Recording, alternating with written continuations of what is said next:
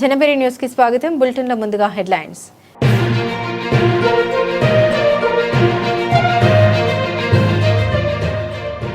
CPI పశ్చిమ నగర్ కార్యదర్శి బోయే సత్యబాబు ఆధ్వర్యంలో నిరసన కార్యక్రమం.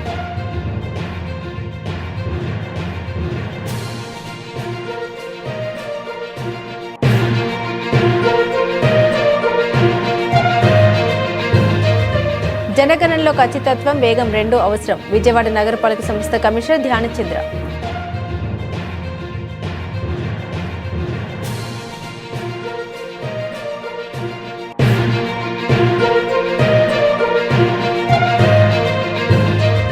విజయవాడ నగరంలో సమ్మర్ స్పెషల్ అట్రాక్షన్ గా ఏర్పాటు చేసిన రోబోటిక్ పార్క్ ఎగ్జిబిషన్.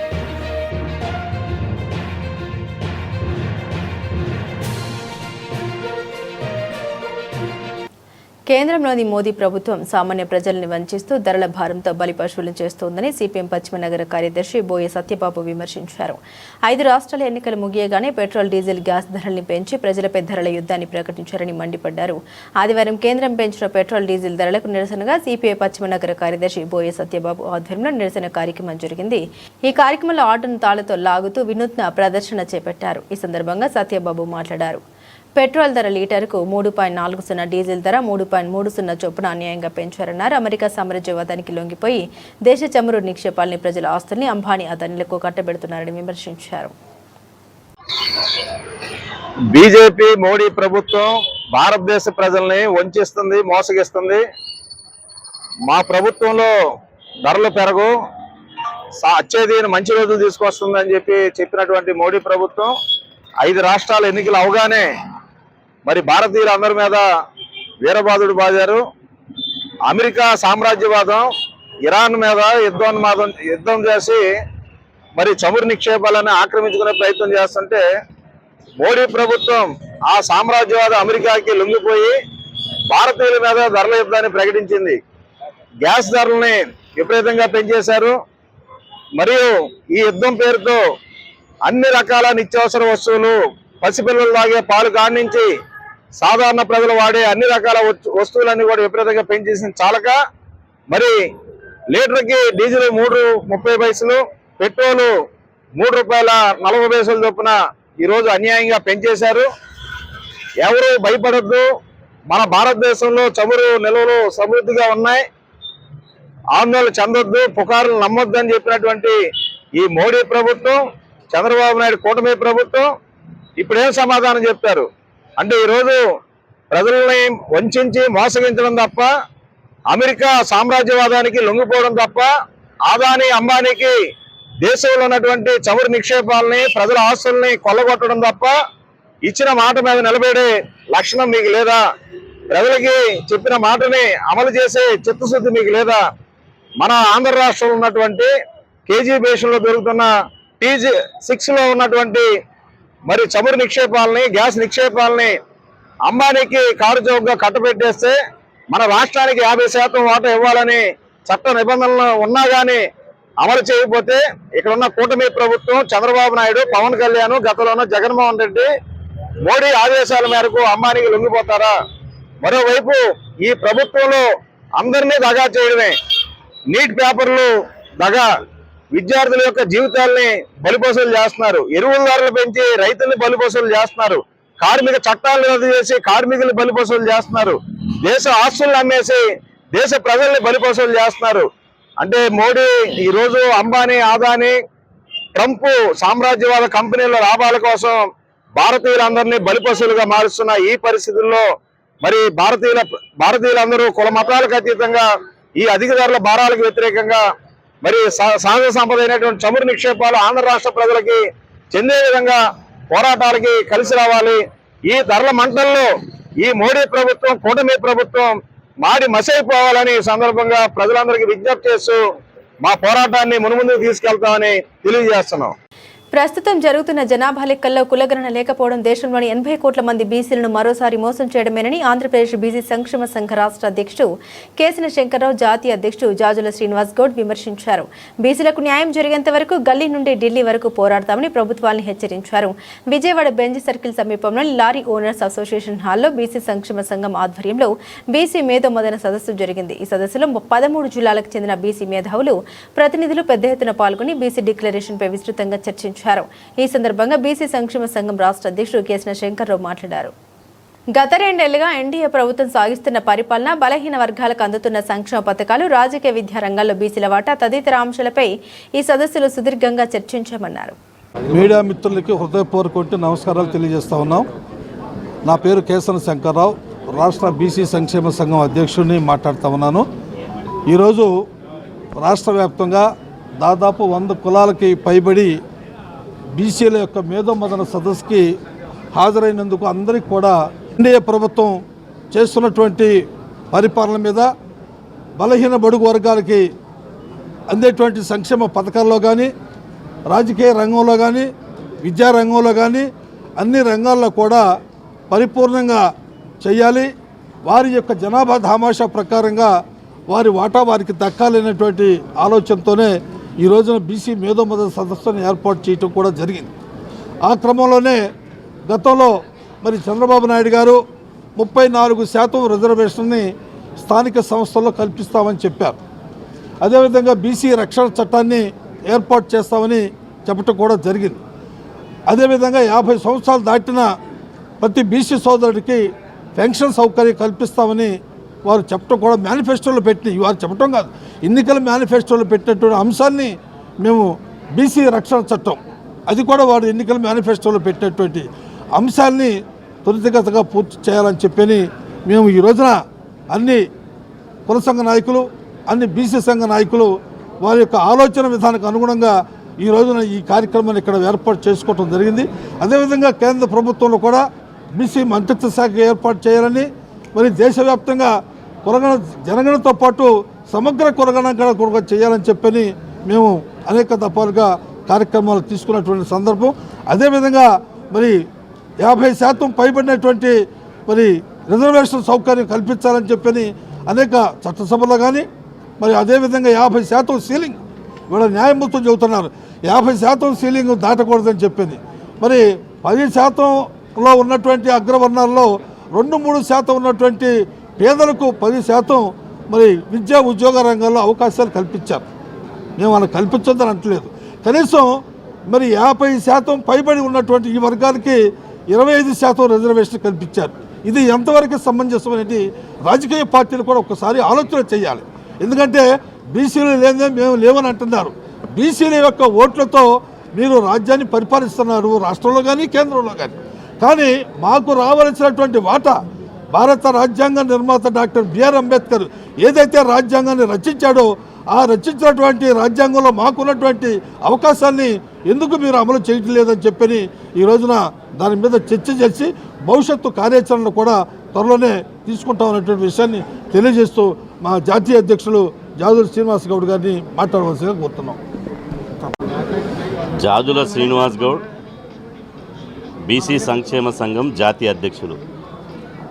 ఈరోజు విజయవాడ పట్టణంలో, రాష్ట్ర రాజధాని అమరావతిలో బీసీ సంక్షేమ సంఘం ఆంధ్రప్రదేశ్ అధ్యక్షులు కేశన శంకర్రావు గారి నాయకత్వంలో ఒక చారిత్రాత్మకంగా బీసీ మేధో మదన సమావేశాన్ని నిర్వహించడం జరుగుతుంది. ఈ బీసీ మేధో మదన సమావేశంలో మేధావులు, అదేవిధంగా సామాజిక ఉద్యమకారులు, కుల సంఘాల నాయకులు, అదేవిధంగా మహిళలు, ఉద్యోగులు, ఉపాధ్యాయులు పెద్ద ఎత్తున పాల్గొన్నారు. ప్రధానంగా ఈ సమావేశంలో దేశంలో ప్రస్తుతం బీసీలు ఎదుర్కొంటున్నటువంటి సమస్యల మీద సుదీర్ఘంగా చర్చించడం జరిగింది. ఈ మేధో మదన సమావేశంలో 10 డిమాండ్లతో కూడినటువంటి 10 తీర్మానాలను ప్రవేశపెట్టడం జరిగింది. ఈ 10 తీర్మానాలను ఈ సమావేశం ఏకగ్రీవంగా ఆమోదించింది. ఈ 10 డిమాండ్లు ఏదైతే ఏకగ్రీవంగా సమావేశం ఆమోదించిందో దానిని ఒక చారిత్రాత్మకంగా ఈరోజు మే 17వ తేదీన విజయవాడ బీసీ డిక్లరేషన్గా మేము ప్రకటిస్తున్నాం. ఈ విజయవాడ బీసీ డిక్లరేషన్ను ప్రకటించిన తర్వాత ఈ విజయవాడ బీసీ డిక్లరేషన్ ప్రతులను గౌరవ ప్రధానమంత్రి నరేంద్ర మోదీ గారికి, అదేవిధంగా ఆంధ్రప్రదేశ్ రాష్ట్ర ముఖ్యమంత్రి గౌరవ నారా చంద్రబాబు నాయుడు గారికి, ఉప ముఖ్యమంత్రి పవన్ కళ్యాణ్ గారికి ఈ సమావేశంలో చేసినటువంటి తీర్మానాలను వారికి పంపిస్తాం. ప్రధానంగా దేశంలో బీసీలకు చాలా అన్యాయం జరుగుతుంది, చారిత్రాత్మకంగా అన్యాయం జరుగుతుంది. మేము చాలా సంవత్సరాలు పోరాటం చేసి జాతి జనగణనలో సమగ్ర కులగణన చేపట్టాలని చెప్పి శంకర్రావు గారు మేము గల్లీ నుంచి ఢిల్లీ దాకా పోరాటం చేసినాం. కేంద్ర ప్రభుత్వం మా పోరాటానికి స్పందించి ఏప్రిల్ 30, 2025న ఢిల్లీలో కేంద్ర కేబినెట్ ఒక నిర్ణయం తీసుకుంది. ప్రతి 10 సంవత్సరాలకోసారి జరిగేటువంటి జనాభా లెక్కల్లో ఈ దఫా జరిగేటువంటి జనాభా లెక్కల్లో మేము కులగణన చేపట్టబోతున్నాం. ఇది దేశ ప్రజలందరికీ శుభవార్త. పేదరికం కారణంగా ప్రతిభావంతులైన మైనార్టీ విద్యార్థులు ఉన్నత విద్యకు దూరం కాకూడదనే ఉద్దేశంతో రాష్ట్ర ప్రభుత్వం వక్ఫ్ బోర్డు సంయుక్తంగా తాలిమే హునర్ కార్యక్రమాన్ని చేపట్టిందని ఆంధ్రప్రదేశ్ ఉర్దూ అకాడమీ చైర్మన్ మొహమ్మద్ షుబ్లీ వెల్లడించారు. రాష్ట్ర వ్యాప్తంగా జరుగుతున్న తాలిమే హునర్ టాలెంట్ టెస్ట్ కార్యక్రమాన్ని ఆదివారం లబ్బీపేటలోని దరస్గహ్ ఇస్లామియా స్కూల్ కేంద్రాన్ని Andhra Pradesh state Urdu academy chairman Mohammed Farooq Shubli పర్యవేక్షించారు. ఈ సందర్భంగా ఆయన మాట్లాడారు. ముఖ్యమంత్రి నారా చంద్రబాబు నాయుడు, యువనేత లోకేష్ల సూచనతో మైనార్టీల అభ్యున్నతి కోసం ఈ పథకాన్ని రూపొందించారు తెలిపారు. అందరికీ నమస్కారం. నా పేరు షేక్ అక్రమ్, స్టేట్ వక్ఫ్ బోర్డ్ డైరెక్టర్ని. ఈరోజు వక్ఫ్ బోర్డ్ చరిత్రలోనే కొత్త అధ్యాయం రాయబోతున్నాం. మేము మా ఐటీ శాఖ మంత్రి మరి విద్యా శాఖ మంత్రి అయినటువంటి నారా లోకేష్ గారి ఆశీస్సులతో మన మైనార్టీ మినిస్టర్గా అయినటువంటి ఎన్ఎండి ఫారూక్ గారి సహకారంతో మా వక్ఫ్ బోర్డ్ చైర్మన్ గారు అయినటువంటి షేక్ అబ్దుల్ అజీజ్ గారి నేతృత్వంలో ఈరోజు తాలీమే హునర్ టాలెంట్ టెస్ట్ ఎగ్జామ్స్ రాయడం జరిగింది. ఇది ప్రతి విద్యార్థులు కూడా దీన్ని సద్వినియోగం చేసుకొని ప్రతి ఒక్కళ్ళు తమ తమ ప్రతిభను చాటాలని చెప్పి మనస్ఫూర్తిగా మేము అందరినీ హృదయపూర్వకంగా ఆశిస్తున్నాం. Thank you. నమస్కారం అండి. సాదిక్ మొహిద్దీన్. నేను దర్గా ఇస్లామీ స్కూల్కి ప్రెసిడెంట్గా ఉన్నాను. ఏదైతే ఈ తాలీమే హునర్ అనే టాలెంట్ టెస్ట్ని ప్రభుత్వం ఏర్పాటు చేసిందో ప్రత్యేకంగా భారతదేశ చరిత్రలోనే ఇప్పుడు మిత్రులు చెప్పినట్టుగా ఇది ఒక గొప్ప పరిణామం. దీని ద్వారా పేద ముస్లిం విద్యార్థులు ఎవరైతే ఉన్నారో వాళ్ళు పూర్తి స్థాయిలో కార్పొరేట్ విద్యను నేర్చుకునే అవకాశం కలిగిస్తుంది. దీనికి గాను ప్రత్యేకంగా ప్రభుత్వానికి మేము ముస్లిం కమ్యూనిటీ తరఫున ధన్యవాదాలు తెలియజేస్తున్నాము. ఎందుకంటే ఇలాంటి చర్యల వల్ల ముస్లిం కమ్యూనిటీయే కాకుండా పేద విద్యార్థులు ఎవరైతే ఉన్నారో వాళ్ళు కూడా ఉన్నత చదువులు చదివే అవకాశం కలుగుతుందని చెప్పి మేము గాఢంగా నమ్ముతున్నాం. దీనికి గాను ప్రత్యేకంగా ప్రభుత్వానికి ప్రత్యేకమైన ధన్యవాదాలు తెలియజేస్తున్నాం. మీరు చూసుకుంటే కనుక ఏదైతే ఈ వక్ఫ్ సంస్థ అనేది దీని ద్వారా వస్తున్నటువంటి ఏదైతే డబ్బులు ఉన్నాయో ఈ డబ్బులు అన్ని కూడాను పేద ప్రజలకు ఉపయోగంలోకి రావాలి అని చెప్పేసి ఈ వక్ఫ్ బోర్డ్ సంస్థ అనేది నిర్మాణం జరిగింది.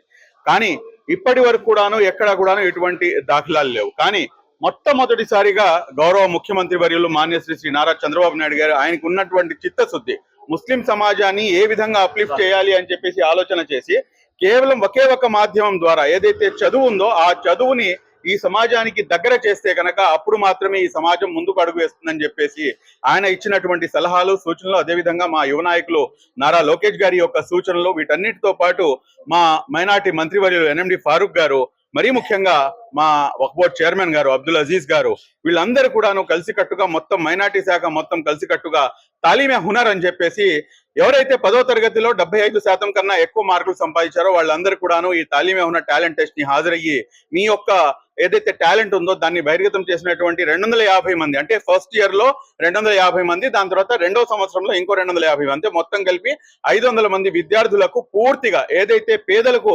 కార్పొరేట్ విద్యను అందించాలన్నటువంటి ఏదైతే సదుద్దేశం ఉందో, ఎవరైతే పిల్లలు అత్యంత ప్రతిభావంతులు ఉన్నటువంటి విద్యార్థులు వారు పేదరికం వల్ల ఈ విద్య నుంచి వారు దూరం కాకూడదు, కేవలం ఆ డబ్బే ప్రామాణికం కాకూడదు అని చెప్పేసి ఈ రోజున వక్ఫ్ బోర్డు తీసుకున్నటువంటి నిర్ణయము, ఆంధ్ర రాష్ట్ర ప్రభుత్వం తీసుకున్నటువంటి నిర్ణయము రాష్ట్ర ప్రజలే కాకుండా మొత్తం దేశవ్యాప్తంగా కూడాను దీనికి అందరూ కూడాను ప్రశంసించడం జరుగుతుంది. ఈ రోజున మీరు చూసుకుంటే కనుక కరెక్ట్ గా రిలీజ్ చేసినటువంటి కొన్ని రోజుల్లోనే 7,329 మంది దీన్ని అప్లై చేసుకుంటే ఈ రోజున విజయవాడలో వచ్చేసి ఉమ్మడి కృష్ణా జిల్లా అంటే మీకు కృష్ణా మరియు ఎన్టీఆర్ జిల్లా, అదే విధంగా పశ్చిమ గోదావరి జిల్లాకు సంబంధించినటువంటి ఈ 3 జిల్లాలకు సంబంధించినటువంటి విద్యార్థులకు విజయవాడలో ఉన్నటువంటి లబిపేట దర్గా ఇస్లామీ హై స్కూల్, అదే విధంగా మోడర్న్ పబ్లిక్ స్కూల్, అదే విధంగా వన్ టౌన్ లో ఉన్నటువంటి అల్ కరీం పబ్లిక్ స్కూల్లో 779 విద్యార్థులు ఈ 3 జిల్లాలకు సంబంధించి ఈ రోజున పరీక్ష రాయబోతున్నారు. నిజంగా ఇటువంటి బహుత్కరమైనటువంటి కార్యక్రమాన్ని చేపట్టినటువంటి వక్ఫ్ బోర్డ్ సంస్థ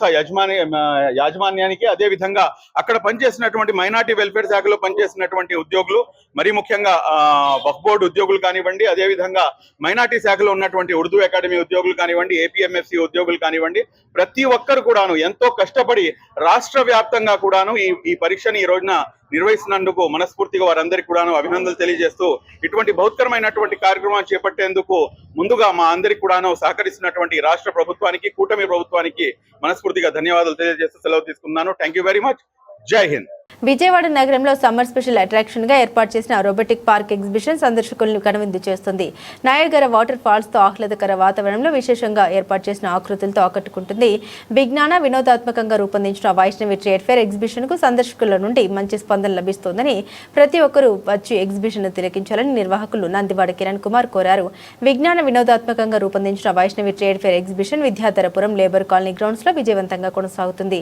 సమ్మర్ స్పెషల్ అట్రాక్షన్ గా ఈసారి robotic park Niagara water falls తో కనువిందు చేస్తుంది.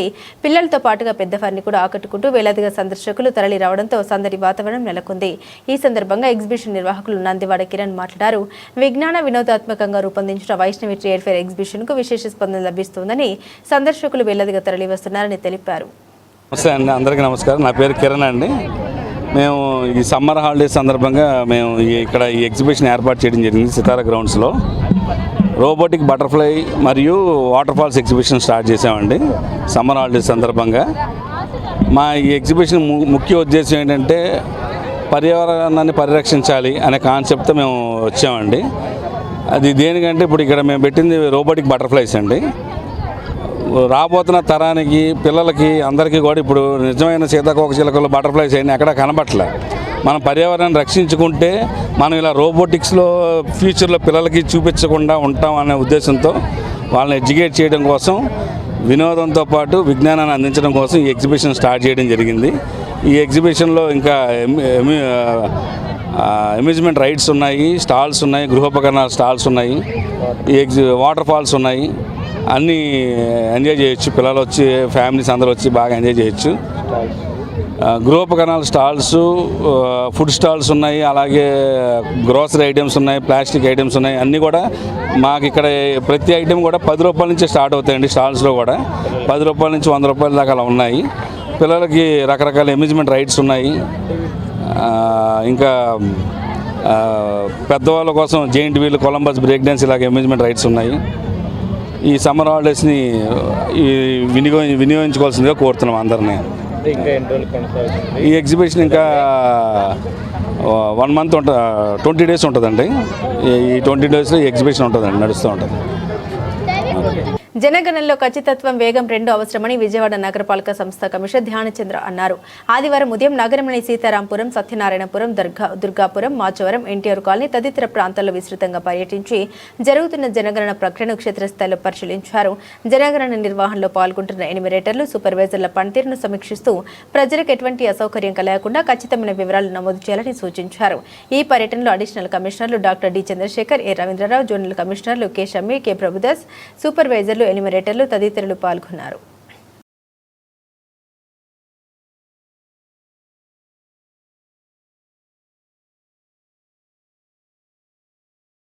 విద్యార్థులు బాల్యం నుండి గణితంపై మక్కువ పెంచుకుంటే పోటీ పరీక్షలు సులభంగా నెగ్గుతారని ప్రముఖ విద్యావేత్త పి శ్రీరామ్ అన్నారు. జిల్లా గ్రంథాలయ సంస్థలో ఆదివారం మానవతా స్వచ్ఛంద సేవా సంస్థ ఆధ్వర్యంలో నిర్వహించిన విద్యార్థుల వేసవి శిక్షణ శిబిరంలో మానవతా విద్యానిధి కన్వీనర్ పి శ్రీరామ్ ముఖ్య అతిథిగా పాల్గొని ప్రసంగించారు.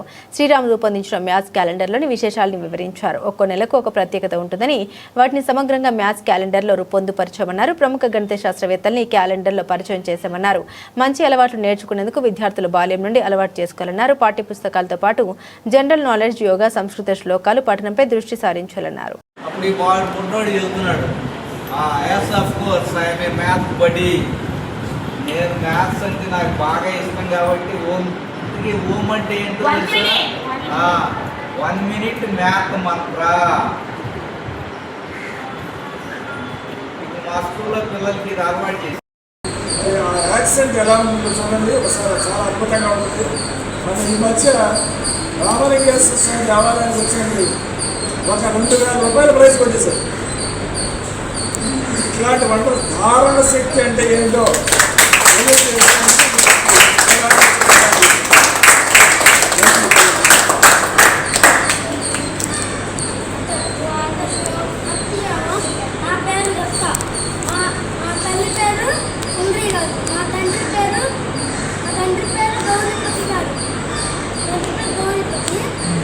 గురువు పేరు చెప్పు చెప్పు. నా పేరు దొక్క. నేను చెప్తున్న అధ్యాయం పేరు ద్వాదశోధ్యాయః.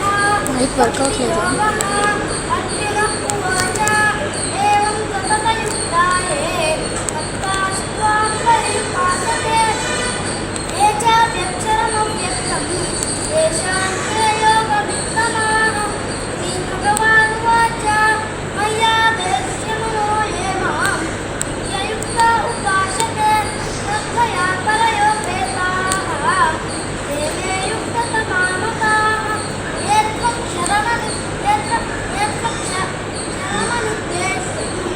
అవ్యక్తం పరిపాసతే సర్వస్నగమచింత్యం చ భూతస్థమచలం సన్నియమ్యేంద్రియగ్రామం సర్వత్ర సమబుద్ధయః తే ప్రాప్నువచ్చినామేవ సర్వభూత ఇతేరతాః. యేషో విగతరస్తేషాం అవ్యక్తాసక్తచేతసాం అవ్యక్తాని యతిర్దుఃఖం దేహవద్భిరవాప్యతే. ఏతు సర్వాణి కర్మాణి ఐసన్యస్య మత్పరాః అనన్యేనైవ యోగేన ఆధ్యాయంత ఉపాసతే తేషామహం సముద్ధః సంసారసాగరः భవామినచిరాత్ పార్థ మయ్యావేశితచేతసాం.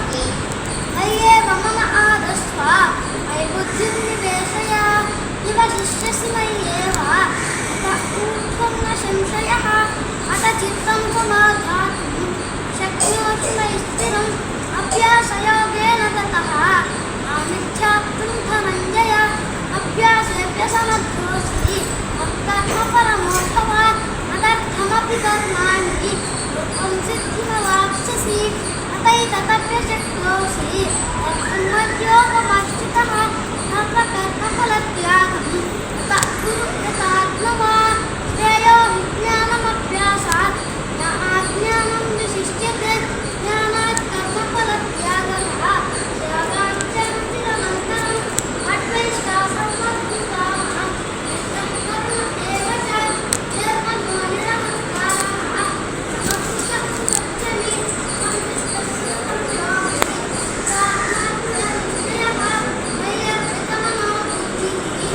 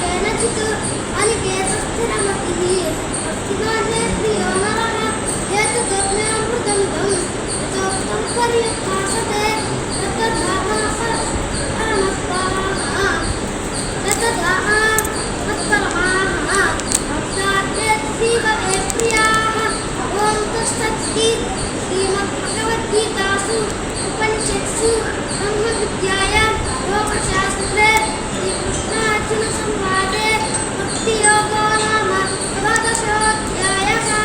సర్వధర్మాన్ పరిత్యజ్య మామేకం శరణం వ్రజ అహం త్వా సర్వపాపేభ్యో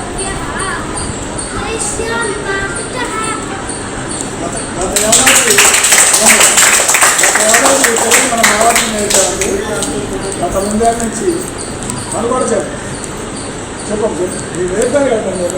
ఆర్టీసీని నడిపించడం చేతకాక విద్యుత్ బస్సుల నిర్వహణ నష్టాల్ని కారణంగా చూపుతూ ప్రైవేటీకరించేందుకు చంద్రబాబు ప్రభుత్వం కొత్త కుట్రకు తెరలేపిందని వైఎస్ఆర్సీపీ నేత మాజీ మంత్రి పేర్ని వెంకటరామయ్య మండిపడ్డారు. మచిలీపట్నంలో ఏర్పాటు చేసిన ప్రెస్ మీట్లో ఆయన కూటమి సర్కార్ ఆర్టీసీ ప్రైవేటీకరణ కుట్రలపై ఆగ్రహం వ్యక్తం చేశారు. మాటలు చెప్పి ఇవాళ ఎంత దగా చేస్తున్నారంటే జగన్మోహన్ రెడ్డి గారు అప్పులు చేసేసాడు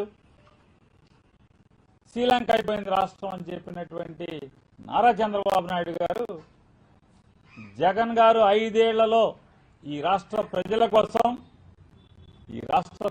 కోసం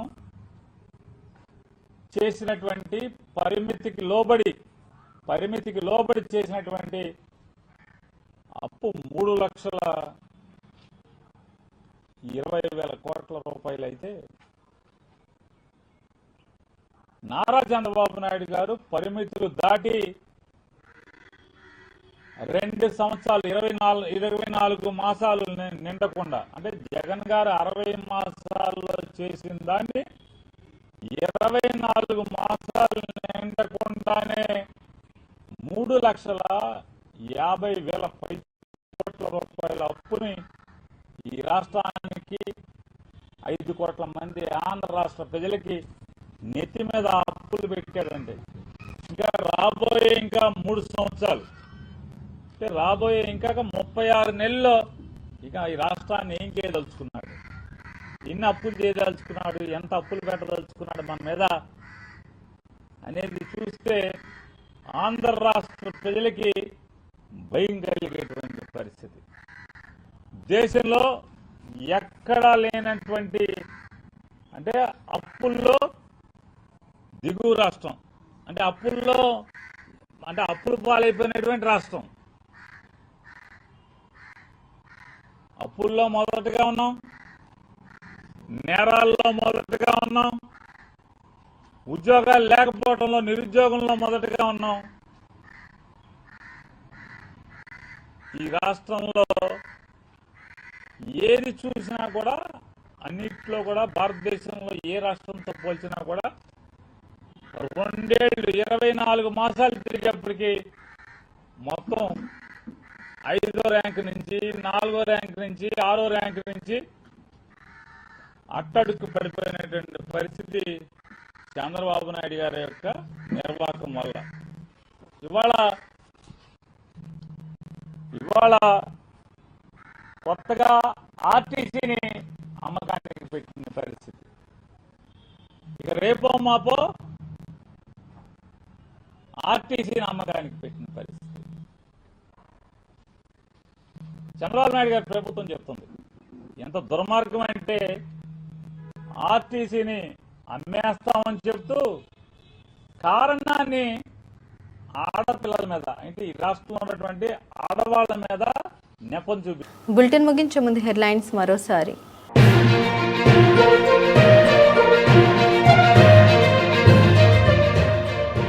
సిపిఐ పశ్చిమ నగర కార్యదర్శి బోయే సత్యబాబు ఆధ్వర్యంలో నిరసన కార్యక్రమం.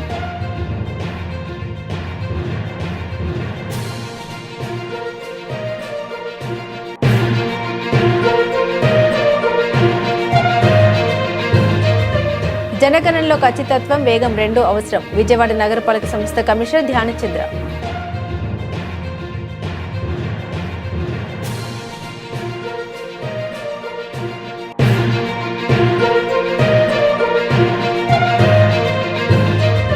విజయవాడ నగరంలో సమ్మర్ స్పెషల్ అట్రాక్షన్ గా ఏర్పాటు చేసిన రోబోటిక్ పార్క్ ఎగ్జిబిషన్.